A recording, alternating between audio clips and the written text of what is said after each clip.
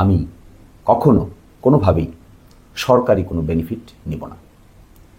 যদি আমি নির্বাচিত হতে পারি, সরকার কর্তৃক প্রদত্ত ভাতা কিংবা অ্যালাউন্স কিংবা সুযোগ সুবিধা যাই সরকার আমাকে দিবে, সবটুকুই আমি জনগণের কল্যাণে উন্মুক্ত করে দেব। আমি তার এক পয়সাও নিজের কল্যাণে, পরিবারের কল্যাণে, আত্মীয় স্বজনের কল্যাণে ব্যয় করব না। এটি আমার অনারারিয়াম হোক, এটি আমার অন্য কোনো সুযোগ সুবিধা হোক।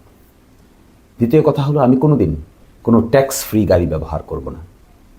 অর্থাৎ মেম্বার অফ পার্লামেন্ট বা সংসদ সদস্যরা ট্যাক্স ফ্রি গাড়ি ব্যবহার করতে পারেন, কিন্তু আপনাদের দোয়ায়, আল্লাহ তাআলার বরকতে যদি আমি নির্বাচিত হই, তাহলে আমি কোনোদিন ট্যাক্স ফ্রি গাড়ির কোনো সুযোগ সুবিধা নিব না।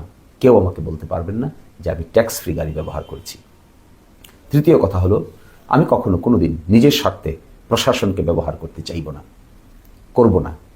প্রশাসন জনগণের স্বার্থে ব্যবহৃত হবে, জনপ্রশাসনে রূপান্তরিত হবে। আমি ব্যক্তিগতভাবে প্রশাসনের সঙ্গে কথা বলে নিজস্ব ব্যক্তিগত সুযোগ সুবিধা, আমার পরিবার কিংবা আমার আত্মীয় স্বজনের সুযোগ সুবিধার জন্য কোনোদিন কোনোভাবে আমি প্রশাসনকে ব্যবহার করব না।